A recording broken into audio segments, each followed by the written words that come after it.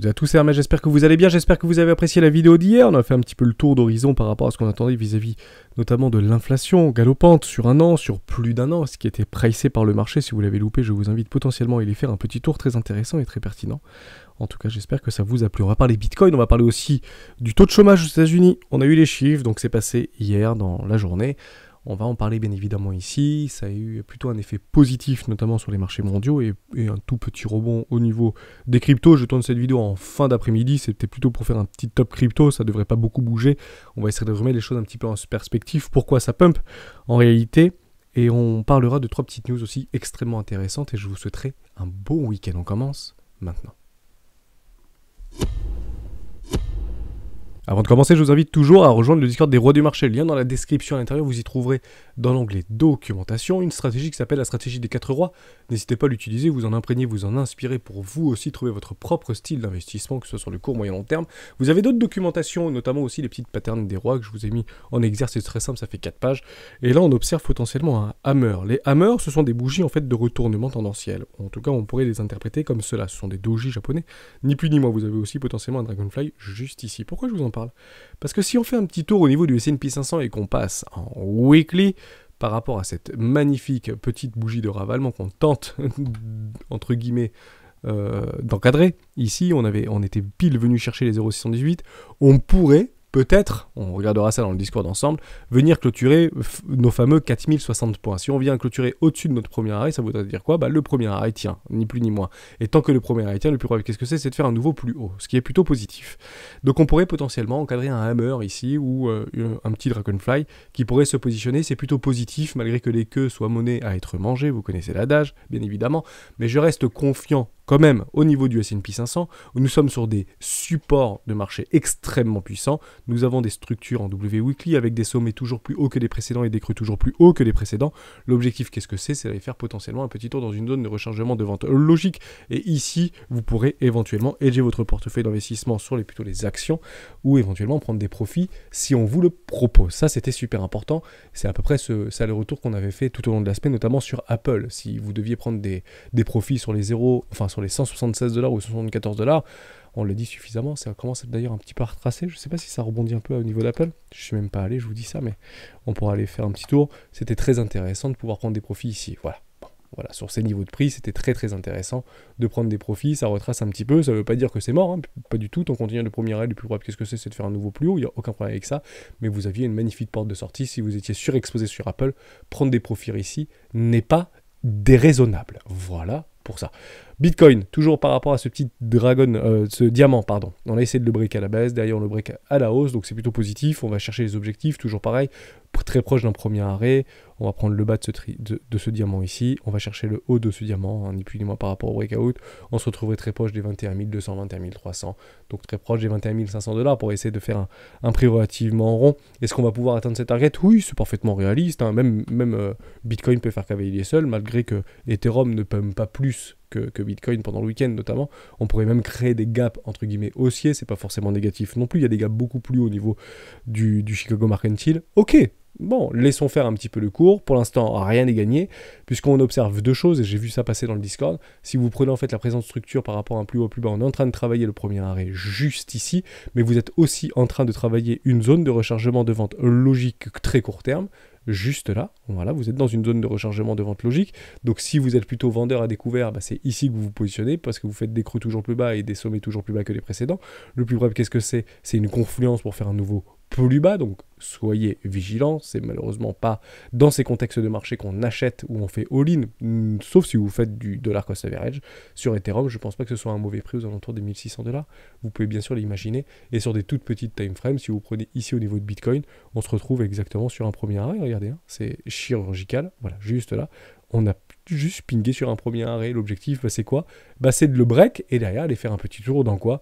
Dans une zone de rechargement de vente logique. Et c'est ça l'objectif qu'on s'est fixé, en tout cas cette semaine, dans une zone de rechargement de vente logique. Et ensuite, le cours décidera quoi ? Potentiellement de structurer ou d'encadrer une tête, épaule inversée, qui a un retournement de tendance, hein, tout simplement, sur des time frames supérieurs, comme notamment en daily. On pourrait éventuellement en parler la semaine prochaine. Voilà, j'ai pas plus à dire au niveau de Bitcoin, c'est plutôt positif. Si on fait fait un petit tour sur Coinalyse, pas plus que ça. Il y a surtout des prises de profit au niveau des longs, on le voit très bien ici. Vous avez plutôt une latéralisation au niveau des open interest, vous avez un ratio long short qui se déprécie ici, vous avez le spot qui ne bouge pas, une toute petite augmentation au niveau du CVD et sur les contrats futurs, vous avez le prix qui pump, mais en fait c'est plutôt des vendeurs, enfin des acheteurs à découvert, en levier d'achat, qui prennent des profits ici, donc ça galère un petit peu. L'objectif, c'est que ce soit tout de suite pris par des shorts relativement agressifs, pourquoi les sortir le plus rapidement possible, mais jusqu'à preuve du contraire, nous sommes dans un range, et le plus probable, qu'est-ce que c'est ? C'est de vendre les hauts de range pour acheter les bas de range, pour vendre les hauts de range pour acheter les bas de range,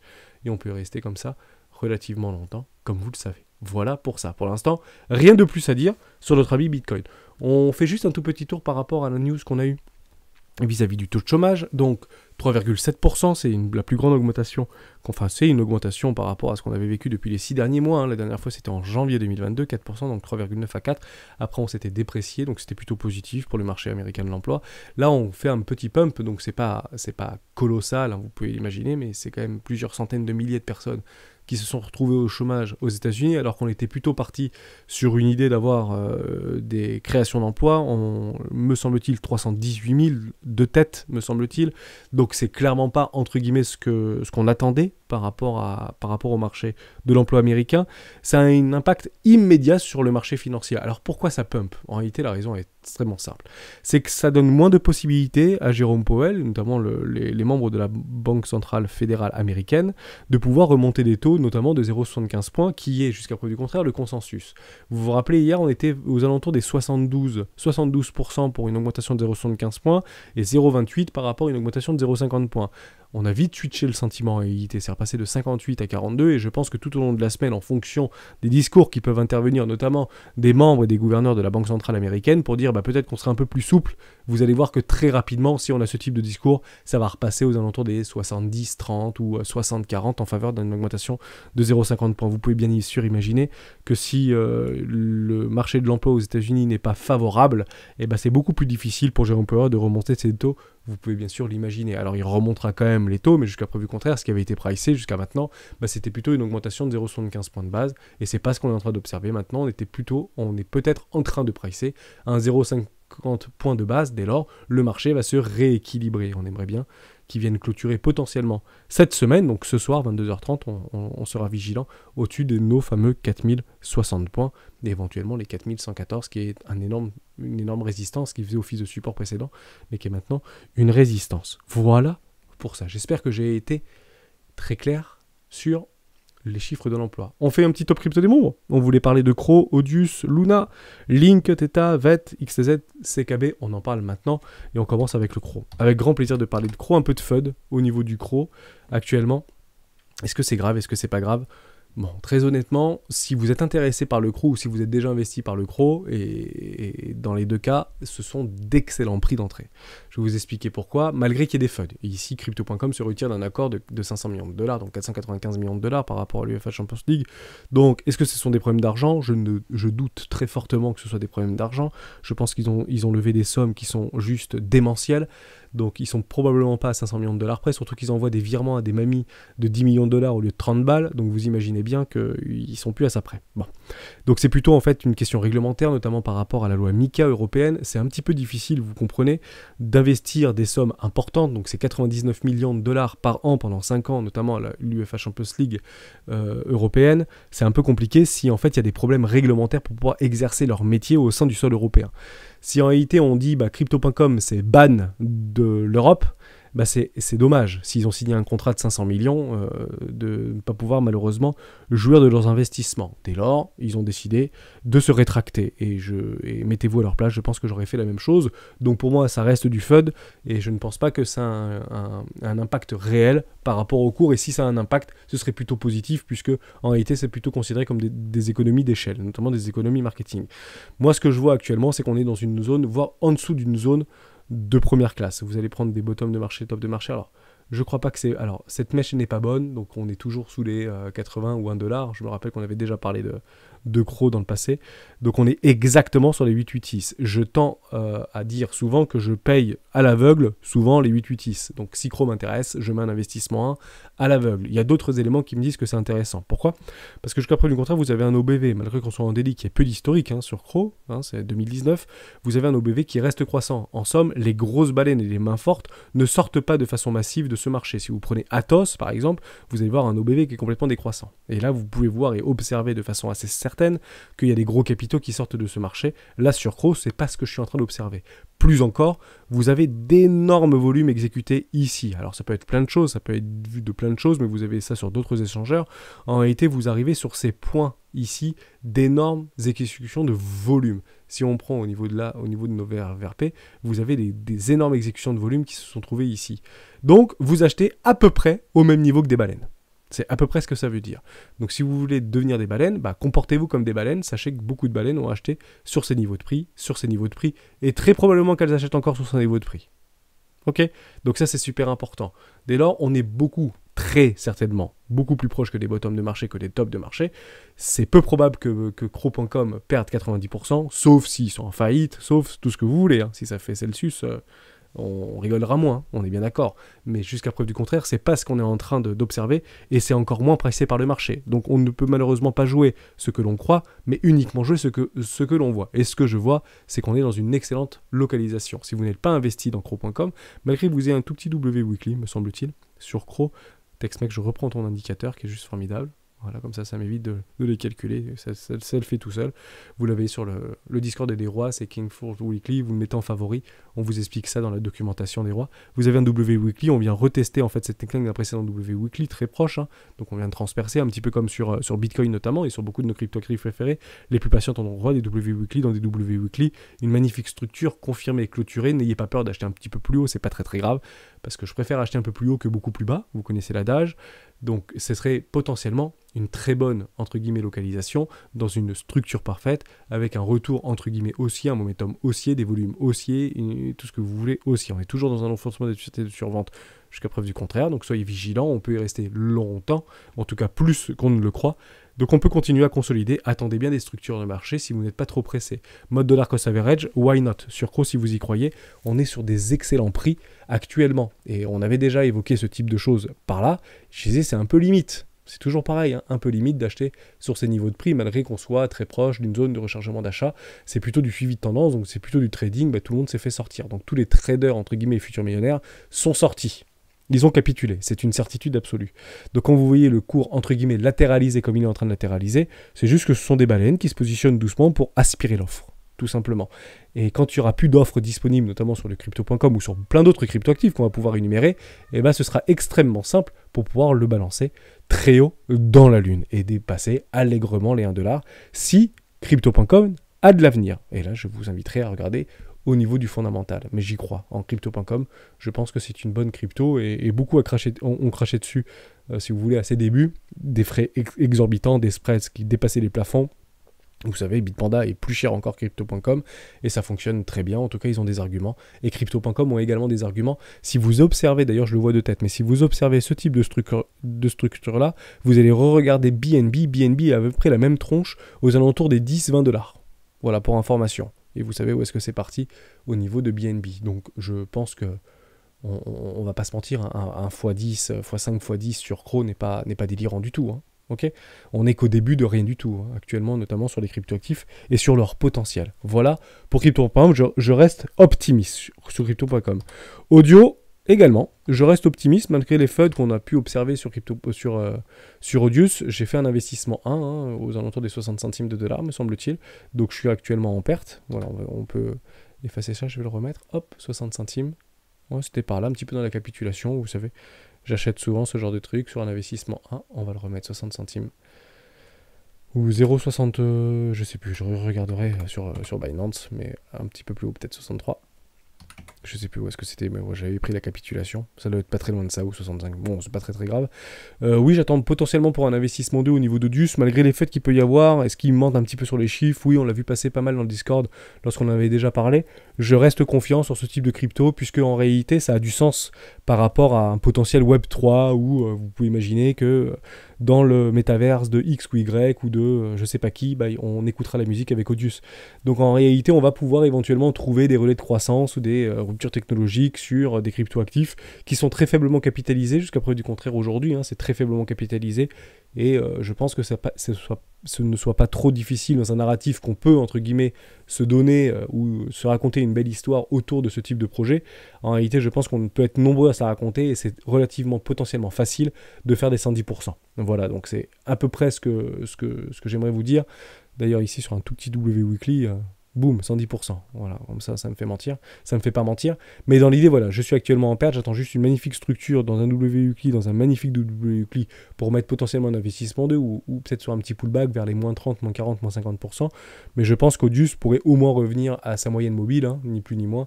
Donc ici, au niveau des bornes de Bollinger, si je passe en weekly, ou même sur un haut de borne de Bollinger, 89, vous voyez qu'on est allègrement au-dessus, si vous voulez, de notre moyenne, de nos 110%. Donc ça peut aussi mourir complètement, hein. C'est pour ça que je ne recommande absolument pas de mettre plus de 2% de son capital d'investissement dans ce type de token. Ça reste de la microcap, ça peut juste être un scam, hein. Je dis pas du tout le contraire, mais j'avais un petit peu suivi le projet, j'avais regardé, je trouvais ça plutôt sympathique, si vous voulez. L'équipe a l'air relativement bienveillante et solide, donc et en tout cas on voit des choses intéressantes, hein, c'est en train de cristalliser. Vous êtes actuellement au weekly, vous savez, ici, si vous avez un premier signal au niveau de notre dynamique interne, bah, c'est pas complètement nul, hein. Si vous avez des W weekly dans des W weekly dans des W weekly, bah, vos 110% ils sont relativement faciles entre guillemets à obtenir. Alors moi je l'avais fait un tout petit peu, hein, au niveau de mon investissement, mais si vous avez potentiellement acheté sur les 1$, et bah, essayez de lisser éventuellement votre achat sur un magnifique W weekly, un retournement de tendance long terme. Bitcoin potentiellement, voire Ethereum pourrait donner la direction en breakant et en clôturant weekly au-dessus des 25 000$, notamment sur Bitcoin. Essayez de lisser et moyenner son prix par le bas, et derrière aller vite choper un 110%, parce que ça reste le plus important. L'OBV reste complètement croissant malgré un aplatissement total au niveau des volumes vendeurs et acheteurs, et vous êtes dans un enfoncement de la puissance de survente. Dès lors, vous êtes actuellement survendu. Donc est-ce qu'on vend dans un environnement survendu? Bah, généralement non, on achète dans un environnement survendu, toujours en lissant nos achats vers le bas, en mode dollar cost average, stratégie des 4 rois. Vous connaissez la suite. Vous voulez qu'on parle? Donc voilà, Philippe, j'espère que je t'ai aidé, mais je reste confiant. Voilà, sur Odius, j'en ai, je ne m'en suis pas séparé jusqu'à maintenant. On parle de Luna rapidement, qui a fait son petit pump, génial. On m'a parlé d'une mise à jour, qui est apparemment la meilleure mise à jour de Terra Luna depuis sa création, donc je pense que vous vouliez parler de Terra Luna classique, donc on va rester quand même comme ça on aura un peu plus d'historique. Donc on va pas refaire l'histoire au niveau de Terra Luna, mais je vais passer en daily. Et il me semble qu'il y a eu des jolis pumps là-dessus, non? Me semble-t-il. Comment je vais pouvoir voir ça, moi? Coucou. Ça va être difficile, ça. Sinon, je me mets en Terra Luna classique. Ouais, LUNC, ce sera peut-être plus simple. Voilà, oui, donc magnifique petit pump. Donc on a même des structures en W, voire W Weekly. Est-ce que ça a été confirmé, ce magnifique W Weekly? Non, pas encore. Il faudra bien sûr attendre une structure et la confirmation et notre break ici au niveau d'un W Weekly, mais vous aurez potentiellement une structure de retournement, notamment sur le LUC, le Terra Luna classique. Donc, est-ce que c'est du FUD? Est-ce que c'est pas du FUD? Est-ce que les gens, un petit peu comme, si vous voulez, Dogecoin à l'époque, pour dire que si Dogecoin valait 1$, on serait tous millionnaires, etc. Est-ce que beaucoup pensent au niveau que Terra Luna va devenir ou pas, va revenir à 1$? C'est pas impossible, mais il faudra beaucoup d'argent, et c'est pas des petites sommes d'argent, c'est des milliards de dollars, hein, qu'il faudra injecter dans le Luna classique. Il faut encore voir si oui ou non ça bosse derrière. Mais vous avez bien sûr des potentiels exit pump, peut-être initiés sur des contrats futurs, vous avez du plus de 100%. Est-ce qu'on le joue, est-ce qu'on le joue pas? Personnellement, je le joue pas, hein, mais c'est peut-être aussi intéressant de peut-être jeter un œil, si vous êtes un peu joueur, si vous voulez, sur des choses qui sont passées complètement en dessous des radars, parce que Terra Luna classique est complètement passé en dessous des radars, et vous d'ailleurs vous observez bien que malgré un joli pump de Terra Luna classique, l'UST, lui, n'a rien fait. Alors, il a rien fait, je dis ça, mais je vais quand même le vérifier avec vous, parce que je peux bien sûr me tromper. On va regarder ça sur Kraken. Ah, il a rien fait du tout, oui. J'avais pas envie de dire de bêtises. En 4 heures, ça a pas pump. Ah, si, quand même un peu. Bon, non, ça a rien fait. Ah, si, quand même, ça a pump un peu. Intéressant. Voilà, jouez si vous êtes un petit peu joueur, mais personnellement, je touche clairement pas à ça, ça vivote quoi, hein. Mais il y a pas forcément de règles fondamentales, mais il y a sûrement des news qui sont passées dans ce sens-là. Donc j'ai vu potentiellement passer une mise à jour. Est-ce qu'on le joue ou est-ce qu'on le joue pas? Bah, à partir du principe que c'est toujours pareil. Si on est contre le mouvement et on short du Terra Luna, bah, ça ne peut que initier et accroître la hausse. Sauf que bah voilà, vous n'allez pas acheter là quoi. Vous achetez pas quand un truc fait 150%, c'est quand même dommage. Si vous vouliez jouer ce truc-là, bah, il fallait se positionner quand c'était en train de rien faire. En fait, là-dedans, voilà, là ça fait rien. Vous avez deux chances. Soit ça va mourir à zéro, soit ça fait un pump parce qu'il y a trop de vendeurs à découvert. Et en fait, c'est probablement juste une chasse à la liquidité. Et comme beaucoup de cryptoactifs dites et considérées comme mortes, puisqu'on peut partir du constat, qu'on le veuille ou non, que Terra Luna est mort, et bah ça reviendra très probablement à son point de départ. Voilà, juste ici, dans les prochains jours ou prochaines semaines. À peu près ici à son point de départ de consolidation. Et en tout cas, même si c'est pas mort, ça reviendra très probablement chercher des anciens breakouts, etc. Et des zoom balance, comme beaucoup de traders, notamment sur le Discord des droits, utilisent dans le trading ou dans l'investissement. Voilà pour ça. Donc là, très bien, pour ceux qui l'ont joué, bah bravo, mais trop tard pour tous les autres, évidemment. Ça, c'était pour Luna. Vous voulez aussi qu'on parle de Link? Bah allons parler de Link. Avec grand plaisir, on en fait encore 3. Avec grand plaisir de faire 3-4 encore. Alors Link, moi encore une fois, un oracle, j'y crois beaucoup. Alors malgré aussi quelques informations par rapport à un oracle qui va les contrôler tous, vous savez, dans ce concept de décentralisation qui peut-être a des choses à redire, mais vous savez, au niveau des DAO, etc., et Link, comme beaucoup de projets, peuvent se mettre à jour pour plus de décentralisation.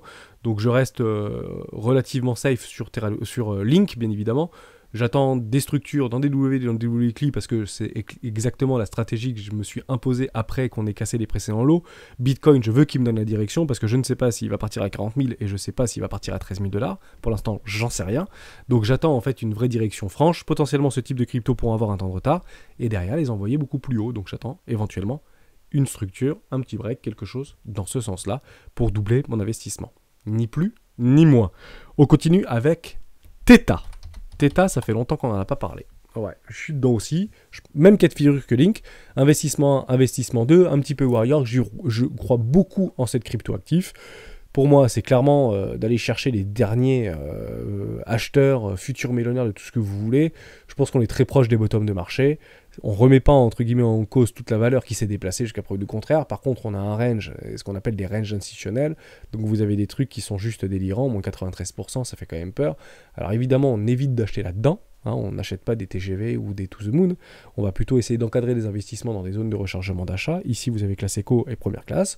J'ai fait un investissement ici en classe éco. J'ai fait un deuxième investissement en première classe. Pourquoi? Parce que Bitcoin avait fait son W Weekly. Il m'a bien eu, le coquin, en mai dernier. Bon, en mars dernier, il m'a bien eu. Donc je me suis fait avoir sur le W Weekly. Derrière, on va chercher beaucoup plus bas. Donc on remet pas forcément en cause, entre guillemets, toute la structure même et tout le fondamental même du travail qui a été fait depuis 2020, en fait. C'est ça qu'on est en train de remettre en question. C'est est-ce que le travail depuis décembre 2020 au niveau de Link ne vaut pas, entre guillemets, ou n'a pas évolué depuis 2020. En 2 ans, je pense qu'ils ont beaucoup travaillé. Je doute en réalité que le prix aujourd'hui du token représente réellement ou la réelle valeur du projet. Je pense qu'on pourrait assez facilement revenir chercher des 0,50, toujours pareil, un marché peut retracer de moitié en moitié moins de temps. On a le temps chez les rois, potentiellement d'ici le mois de décembre, hein, je ne suis pas complètement contre, mais si je vois des premières structures de retournement et un déni au niveau de Bitcoin et des cryptoactifs qui sont encore, entre guillemets, sous les radars, puisqu'aujourd'hui avec une forme de désintérêt la plus totale, sans parler des NFT et de la DeFi et vous en passez, bah ici je mettrai un investissement 3 bien évidemment, et puis en lissant très fortement mes achats vers le bas, et si jamais ça doit faire beaucoup plus bas et Bitcoin à 10 000, tant pis, j'attendrai et je laisserai filer cet investissement, mais je pense que Theta, comme Link, Theta, Link, c'est très intéressant. Voilà pour ça. Oui, j'ai dit Link, mais on était bien sûr sur Theta, c'est à peu près exactement la même chose, Link, Theta, en termes de structure. D'ailleurs, juste en parlant de ça, je suis toujours sur Theta, OBV complètement croissant, je n'ai pas de souci avec ça en fait, hein. Les capitaux ne sortent pas massivement. Ici vous êtes toujours dans un enfoncement de survente et vous avez eu votre structure, vous avez eu la validation totale en réalité, hein. Vous avez ici sur la dynamique interne des W dans la W dans des W. Donc c'est peut-être intéressant et tu as probablement eu raison de m'en parler, de Theta, parce que c'est typiquement le genre de truc qui peut balancer du 200%. Hein. D'accord ? Donc ne soyez pas surpris si vous voyez Theta courant des 3 prochaines semaines ou des 5 prochaines semaines pousser du 400% ou 300%, parce que c'est clairement, enfin c'est des choses qu'on voit très régulièrement en réalité dans nos dynamiques internes. Alors oui, hein, peut-être que ça reviendra au point de départ, vous connaissez l'histoire, donc c'est pas quand ça aura fait 300% qu'on s'intéressera à Theta, c'est maintenant qu'on s'intéresse à Theta, et si vous êtes dedans, bah, potentiellement, vous avez des WUI qui ont parfaitement été confirmés, donc ça peut être une très bonne entrée. Si vous n'y êtes pas, renseignez-vous bien sur le fondamental. Moi je trouve cette crypto extrêmement intéressante, mais elle est passée sous les radars, puisque aujourd'hui bah, les projets sont malheureusement un petit peu... pas à l'abandon, c'est pas ce que j'ai envie de dire, mais aucun intérêt aujourd'hui. Mais ça reviendra, évidemment. Et j'aime beaucoup observer ça en weekly, hein. Très clairement, c'est... Voilà. Que font les whales? Bon, en fait, ça rachète tout en réalité. Là, on est vraiment dans des phases de réaccumulation. On peut revenir un petit peu dans le passé sur Theta. Hein. Vous avez des trucs qui sont assez similaires ici, quoi. Hein. Voilà, clairement de la réaccumulation. Ici, bah, clairement de la réaccumulation. Alors, ça peut breaker par le bas, hein. Je dis pas du tout le contraire, mais partez du principe qu'il y a encore des gens dedans, hein, et c'est pas des petits qui sont dedans, dans Theta. Ça, j'en suis certain. Voilà pour Theta, donc très intéressant, ligne Theta assez similaire, en termes d'analyse chartiste graphique. Vous avez VeChain également, investissement 2, j'attends pour un investissement 3, potentiellement sous ces précédents lots, je pourrais mettre un investissement 3 à l'aveugle, mais j'aimerais vraiment pas qu'on vienne sous ces précédents lots, pour le coup sur VeChain. Je pense que ça reste une crypto très intéressante, toujours la même configuration de ce qu'on a vu précédemment sur Link et sur Theta. Là, vous avez des WUCLI, on vient tester une neckline WUCLI, vous avez même un roi de pique ici sur Theta, vous pourrez potentiellement investir une nouvelle tranche. Je pourrais même le faire, personnellement, pour être tout à fait honnête avec vous. On regardera un petit peu ce qui s'est passé sur Theta depuis les 3 derniers mois. Mais voilà, on n'a pas encore, entre guillemets, toutes les planètes qui sont alignées. On a des premières planètes qui s'alignent sur toutes nos cryptos actifs, même sur Bitcoin, ne nous y trompons pas. Vous avez plein de planètes qui sont en train de s'aligner. Et maintenant, on attend quoi? De la consolidation. Voilà. De tuer, en réalité, soit par le temps, soit par la peur, les vendeurs à découvert et les acheteurs agressifs en levier. Parce qu'en réalité, ça coûte de l'argent, hein, d'être là-dedans. D'accord, au niveau des frais, hein, vous gardez ça 90 jours.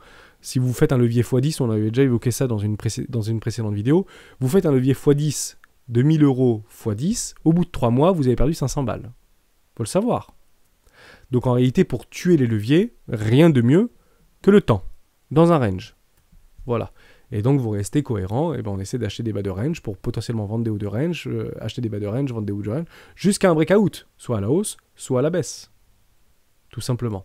Mais on est potentiellement plus proche d'une hausse que d'une baisse. Pourquoi? Parce que dans une zone de rechargement première classe, voire en dessous d'une zone de première classe. Et VeChain, hein, pour moi, la valeur se déplace hein, complètement. On va regarder encore nos indicateurs techniques. On va pas tout effacer. Hop, ici, on avait déjà fait ce travail-là. Mais non, il n'y a pas de souci en réalité. Hein. Quand on voit ça, on en rigolait. Reprenez des vidéos de 2019, de 2018, de 2019 d'influenceurs. Je pense peut-être à CryptoFanta, par exemple, qui était là, qui regardait aussi l'OBV, les volumes. Et quand il regardait ça, il le disait avec un peu, quand on voit un truc pareil, ne soyez pas étonnés de faire du 300 ou 400% dans les prochaines semaines. Mais ça n'a pas loupé en réalité, parce que on a fait du 300-400% sur en fait plein de cryptoactifs. Si vous prenez Bitcoin, en arrière, je passe un petit peu du coq à l'âne, mais je trouvais ça intéressant de vous remettre dans l'exergue, parce qu'on est un peu dans la morosité, et puis c'est toujours intéressant. On devait être là-dedans, là. Je sais plus trop où est-ce qu'on... Ouais, je crois qu'on était là. On était peut-être par là, on était en train de mourir, on était en train de regarder ses précédents lots, et quand Bitcoin a fait du 30, 40, 60%, je sais plus trop, voilà, plus 40%, il y a plein de cryptos qui étaient dans les configurations de VED, de Link, de Theta, qui ont fait du plus 300, plus 200, plus 150%. Alors plein ne l'ont pas fait, mais beaucoup l'ont fait. Alors, une minorité l'ont fait, comme ça, échéance gardée. Mais dans l'idée, c'est à peu près ce qu'on va rechercher. Quand on fait de la recherche, que ce soit dans le fondamental ou dans l'analyse technique, c'est clairement ce qu'il faut rechercher. Si vous voyez des trucs qui sont complètement en train de se déprécier au niveau de VET, et vous voyez un truc complètement comme ça, bon, et vous arbitrez, on dégage, quoi. Basta, c'est tant pis. Mais ce qu'on est en train de observer, c'est pas ça. C'est complètement différent. Donc, il faut défendre, entre guillemets, ces niveaux de prix. Et on est en train de retravailler une précédente neckline d'un magnifique W en trimestriel. Donc, on est heureux et il est normal de voir, entre guillemets, un prix qui est défendu ici. Donc, ne pensez pas que vous avez perdu, parce que, pour le coup, vous avez déjà fait un pump de 40%, etc. Donc, peut-être que dans une forme d'euphorie, j'ai acheté ici parce que ça y est, ça part. Non, attendez que le marché parte. Attendez que Bitcoin parte. Ok, ça c'est super important. Soit vous achetez vraiment ici le breakout et le tout petit pullback ici en weekly, soit quand ça commence à partir, attendez le pullback. On a fait TRB dans ce sens-là, on en a fait plein dans ce sens-là. Ok, voilà pour ça. Ici, bah, excellente entrée, excellent plan d'entrée. Si vous souhaitez mettre un investissement, hein, jamais all-in, évidemment. On finit par Tezos, parce que Tezos aussi mérite un investissement 3. Ici, vous avez exactement les mêmes configurations. Pour moi, la valeur se déplace complètement. Je pense qu'il ne faut pas la mettre à la poubelle, ce Tezos. En plus, c'est un projet français, hein, donc c'est plutôt intéressant. Précurseur au niveau des DAO et au niveau de la gouvernance, entre guillemets, par les communautés. Donc, je trouvais ça très intéressant. Société Générale travaille avec eux. Ils travaillent avec beaucoup de personnes aujourd'hui. Vous avez des petits W-Weekly, potentiellement des W-Weekly dans des W-Weekly, malgré que ces W-Weekly dans les W-Weekly ne voient pas potentiellement balancer tout to the moon, aller chercher, entre guillemets, des x100 ou x50. La chose la plus réaliste qu'on peut éventuellement attendre de ce début de structure, si elle vient à s'apparaître sous nos yeux, c'est aller chercher un premier arrêt par rapport à tout le précédent mouvement. Dès lors, ça fait quand même des bons rebonds. Hein, malgré qu'on soit, entre guillemets, dans une forme de l'orchestre average, et si on prend ici par exemple investissement 2, et je fais un investissement 3 là, donc je lisse à peu près mon prix aux alentours des 2,30 $, environ, je serai un petit peu en dessous, mais force à parier qu'on peut avoir une petite accélération sur Tezos, et de toute manière je suis plutôt long terme sur Tezos, et c'est plutôt des profits que je réinjecte dans Tezos jusqu'à preuve du contraire. Donc comme elle m'a offert, et peut-être un billet psychologique de plus, hein, je vous en cache pas, mais ça peut être très intéressant. Ici j'avais racheté, boum, ici j'avais racheté, boum, bah, ici je rachète, et bah, j'espère que ça va faire boum, quoi. Pourquoi c'est jamais différent de toute manière, on est bien dans une forme. C'est intéressant parce que je vais tout effacer, je vais revenir en arrière, mais on peut complètement observer ce type de choses, quoi. Ah, pardon. Je vais enlever mon VPR et ça. On peut clairement et éventuellement essayer d'anticiper quelque chose de parabolique comme ceci, qui crée en fait un biais psychologique. Derrière, on casse, mais on peut très bien repartir, hein, sur des formes paraboliques sans aucun problème. Hein. Le DXY nous l'a bien montré depuis maintenant quelques mois de cela. Merci à tous d'avoir suivi cette vidéo jusqu'au bout. On parlera de d'autres cryptos avec grand plaisir. N'hésitez pas à aller faire un petit tour au niveau de la table des rois, puisque vous avez beaucoup d'informations. Si vous voulez reprendre entre guillemets des vidéos avec lesquelles on avait déjà parlé, vous avez la table des rois ici. Je vous l'ai partagé, hein, directement sur le Discord, donc c'est un capital de 10 000 €, directement corrélé avec Bybit. Vous avez d'ailleurs ici dans l'onglet annonce toutes les informations sur le partenaire Bybit que j'ai. Juste ici, vous avez encore 15% de réduction pendant 60 jours. C'est bientôt fini, donc faites attention. Je crois que ça va pas tarder à arrêter. 50 € de bonus sur les contrats futurs qui vous sont livrés au bout de 15 jours. Vous avez tous les liens dans la description. Et j'ai corrélé un portefeuille d'investissement avec la table des rois de Géo, de Komakino et de Pango qui travaillent d'arrache-pied et qui vous répondent d'ailleurs dans le Discord ici au niveau de la table des rois. Donc n'hésitez pas à aller poser vos questions s'ils ont le temps. Ils font un travail formidable. Donc merci beaucoup à vous pour votre constance et votre disponibilité. Vous allez faire un tout petit tour ici dans Fiche, par exemple. Vous allez dans TRB où vous mettez Dot, hein, Polkadot ou Link, éventuellement. Et vous avez en fait toutes les vidéos qu'on avait déjà parlé sur... hop, pardon, ça marche pas Atom. Voilà, Atom par exemple, je le referai après, peut-être que je n'avais pas sauvegardé. Analyse Crypto Atom, la dernière fois, c'était le 21-07 par exemple. Si on parle de AAV, je sais pas, c'était quand 13,07 par exemple. Donc c'est très très intéressant d'observer ça, et encore mieux parce que quand on fait du dollar cost average, parfois on s'oublie par rapport au... Ah, c'est intéressant ça. Je vous prends un exemple concret. Ici, j'ai fait un investissement 1 de 250 $. Je dis une bêtise, toujours pareil dans la même mécanique. Hein, 250 $, 250 $ et 500 $, pour toujours sur un capital de 10 000 €, machin. Bon. Ça, on est d'accord. Donc ici, j'ai mis 250 $. Ici, j'ai mis 250 $. Mais si je vais jusqu'ici, quel est mon prix moyen en réalité? Mon prix moyen, c'est pas ça, avec ça, moins 50%. Donc, c'est pas 250 € en réalité que j'ai ici. Puisqu'il faut que j'aille chercher ici pour tomber en bas, revenir à partir de là et remettre 250. Mais entre ici et ici, j'ai pas 250 $, j'ai pas 250 et 250. J'ai 250 qui ont fait moins 40, plus 250 avec une dépréciation. Donc, c'est très difficile. Très difficile, c'est géométrique et non pas arithmétique d'aller calculer son prix moyen. Dès lors, vous allez juste là, au niveau de mon portefeuille, on va chercher du DOT ou du EGLD, hein, j'ai une bêtise. DOT, je trouve ça bien, juste ici. Et j'ai mon prix moyen, voilà. Ici, j'ai fait 84 € de prix moyen. Incroyable. Sur DOT, j'ai 11,43 € de prix moyen. Sur AVAX, par exemple, mon prix moyen, c'est 25 $. Voilà, donc je trouvais ça très intéressant, c'est super bien foutu. Votre outil est génial et je regarde ça. Et ça vous calcule aussi automatiquement quand est-ce que vous prenez vos profits. Par exemple, ici j'ai pris un investissement 1, mais 110%, je vends à 236 $.